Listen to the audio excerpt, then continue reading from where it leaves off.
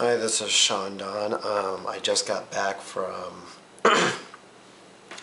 got to see Bill Nye the Science Guy.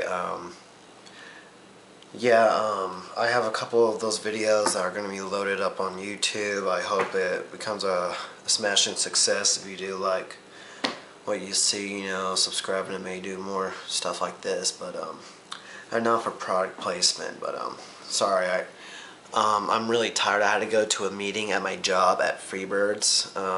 It was a short 30-minute thing, but we had to go there at 10:15. The keynote from Bill Nye was actually from like 7:30 to 9. But there was a question and answer, just like the previous videos where you actually saw me ask a question to him. It's kind of the same thing, but it was like a packed house. There was a lot of people there because it was actually a keynote and not like a round table, which I got to see first, and then I went to the keynote. Luckily, I was able to get a seat even though I didn't get a ticket because apparently 50 people didn't show up, so they called 1 through 50. I had seats 16 and 17 on the standby tickets, and I was able to get in. It was just me. I was gonna have a friend, if you know Flaming Knights too. He wasn't able to make it, so I just gave it to some random kid, and he was very happy, even though he wasn't even alive when the Science Guy was broadcasted. But okay. But yeah, I'm a little tired, so. And 1,000 pardons. Wasn't been able to record every single frickin' moment, but the very reason why I'm making this video is just to update you on what he said. Like, you can barely hear him, so I'm very sorry that the videos are in poor quality. It was not very loud during the round table discussion, so I couldn't hear him. You probably can't hear him as well. And then, of course, at the keynote, I haven't actually seen those videos, but he was just a little louder, but I was in the balcony. It was freaking packed. The entire house was packed. It was pretty serious. But I still got to see his keynote. His keynote was probably way better than Steve Jobs. But there's something about him that just made me go, really? I'll explain that later. I'm going to review, but I just want to update you on everything. So right here was the entire pamphlet here, Night with the Science Guy. Of course it says Bill Nye, and of course I did the Bill, but whatever. But yeah, here's the inside of it. It has like the program. He's done so many books, and of course there's everything. And of course, as I showed you in an early video, he's actually won 7 Emmys. I think I misread. I didn't think I said he won something. I think I said he won like a Golden Globe or something, which is completely stupid. Yeah, but the Emmys are for like TV type stuff. So he's won 7 personally, and his show's gotten 28, which is pretty badass. This is how good this guy is. Back when the 90s actually had good shit. Now people only care about money, but I'm just preaching now to the choir. So right here is my, I took notes like a good university student. I took notes of what he said. Some things that were pretty interesting that I just want to share with you because I wasn't able to get everything because reasons was because I don't have 2 memory cards. I don't have 2 batteries. So once the batteries died, it died, and so I tried to conserve. So I tried to do half of the discussion and half of the keynote. I was able to do like maybe the first 30 minutes, maybe. I'm not sure, way less than that. I think it's like 25. And then I wasn't able to, my camera died, and so there was nothing else I can do. I'm not going to use my phone because it's shitty. It's not an iPhone. It doesn't have 720 HD. And probably that would have died anyways. My phone actually did die, so that was one of the reasons why Flaming Knights 2 couldn't come. But yeah. So you didn't see anything, but then the last video is just randomly is like, you can change the world, which that was the theme of his keynote, which was pretty interesting. So let me talk about what we have right here. pretty much he went through his life story. His grandfather was actually a sundial maker. He made a sundial, and of course, he had this idea that the Washington Monument was a big ass sundial, but no one caught on, and you know, you got a lot of laughs and everything. But I thought that was pretty cool. He did make a lot of jokes. Yeah, sorry, this is in complete random. I'm gonna go through like different ideas, but this is what everything's in order. I'm not gonna be like backtracking, because looking at it right now, I'm like at like 5 minutes and 40 seconds. So I just want to get through this quick. I'll have this done in less than 15 minutes. But he made a lot of jokes. You know, he was a comedian, but some of his humor was adult oriented. Sometimes it was adult oriented. It would have made Greg Giraldo proud. No, I'm just kidding. Like he'll make you seem like he's old, and so he'll be like, had that old voice like, when I was your age, and he's like, back in the 90s we listened to a band called Nirvana, which he actually did say Nirvana, and that was pretty badass. There was a lot of cheering because he mentioned and he also mentioned, I think, Radiohead or something, but he's a big fan of music because he made a lot of music references. He was talking about the Mars rover. I thought that was pretty interesting. He talked a lot about the planets like Mercury, Venus, Earth, and Mars. The 4 terrestrial planets that they're the only possible places for human civilization, except for Venus. Tell it to Cowboy Bebop. Pluto's impossible. It's too fucking far away. And then, of course, the other Jovian planets, or the gas planets, there's no rocks, so that immediately alone. But, of course, there's the moons, but then you got the gravity. That's a completely different fucking thing. But he was talking about how Mercury was hot. Venus is really hot. Sorry, I just kind of went over there. Earth is just right, and Mars is too cold. But he was talking about how there was... Oh, I actually have it later. I'll mention that later. But he was talking about the Mars rover. Talked about the distance, like 1 AU. And you kind of heard me joking say AU, sun. Like S-U-N instead of S-O-N. I said take out the trash or clean your trash or something else. I do stupid things sometimes. He explains how expensive spacecrafts are. And it's like millions of dollars to make spacecrafts.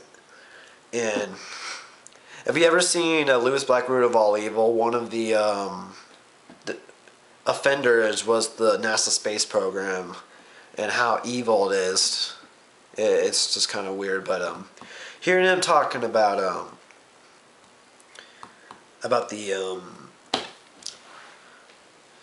like space, NASA, and everything, I thought it was pretty interesting. I'm guessing he's trying to consider a Cowboy Bebop like civilization. Have you ever seen Cowboy Bebop in the series? You have civilizations in Mars, you have Titan, you have like all these planets, intergalactic space stations, and of course you have like a Stargate where you go into, as the Star Wars people call it, hyperspeed or whatever, light speed or something, I don't know. I haven't seen Star Wars in such a long effing time. So yeah.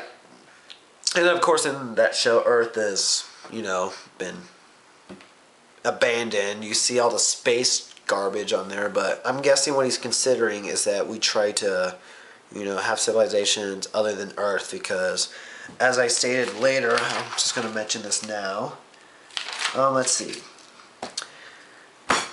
Right now, he found this on the internet. Hope it's not Wikipedia, but 6.8 billion people are on this earth right now. And that's pretty fucking scary. And he says that it might double in the next 20 years. It might double. Like, imagine 6.7 million. Let's say 7 million. He's going to, or not million, billion. 7 billion. Imagine 14 billion in 20 years. That's fucking ridiculous. We can thank China and we can thank India, because they're basically 1/3 of the world's population. So blame China and India. for all our problems.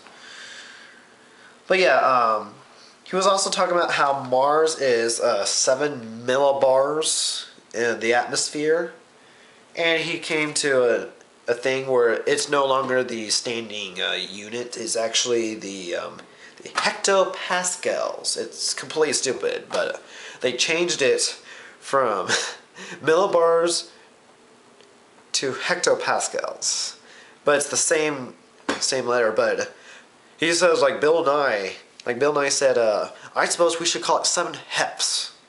So I was like, okay, that was pretty interesting. But talk about carbon dioxide, how it raised by 0.04 in the last couple of years, and that's pretty scary. And he said, like, with our help, you know, the literate student population at UTA, you know, it's kind of joking around. He's trying to get the home crowd pumped up. He said that we can try and prevent it from getting higher, but make it lower. But 90 times pressure. Venus has 90,000 heps. And then he made the joke about Venus, you know, the carpet was hot lava. You probably heard that from a kid or something, or when you were a kid. It's like, oh, don't touch the carpet, it's hot lava. Like right here, right here.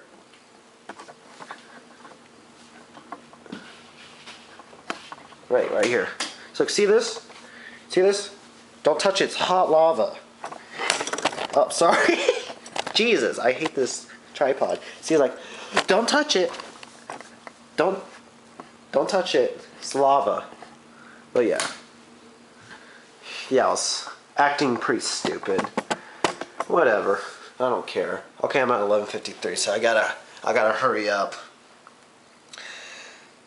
So he said that sulfuric acid rain always happens in Venus, and he says and then it evaporates quickly, and he says what it's called is in Western terms, hell or Valhalla. So for all those people who like to change words to fit their literacy. And of course he talked about the difference in temperature and like Glendale, Colorado, he went to a place where it's like negative 36 degrees Celsius. He made the joke, he's like, oh, I turned the thermostat down. So he made a lot of jokes, by the way. But what I thought was interesting, he was talking about bubbles. Like these bubbles come out, and when the bubbles burst, it's basically old ancient atmosphere. So what happened 100 years, the bubbles are still bursting, and it's releasing these chemicals. It was pretty interesting. I might want to actually look that up sometime. He even come to mention that the U.S. Navy have accurate numbers in the past 100 years that on average that the recent years have been the hottest it's ever been in the last 100 years, because they kept records on these, which was pretty interesting. And as you can see here, if you can read that, trying to get the light on here. It's just lights, and I don't want to turn on all the lights. I just put global warming real big. He also said that the seasons are not changing. It's just it's warmer than usual, and that there's less snow and there's less water. Let's see, the atmosphere is thin. That's understandable because we all had that scare, like the ozone layer on top of Antarctica. People were freaking out because like, oh, they're going to get skin cancer. And so it's still a viable threat, but it's not as much as we thought. But still, if you want to prevent that, wear sunblock. That's one thing you can do. And he said try this experiment with water and carbon dioxide. I thought that was real interesting.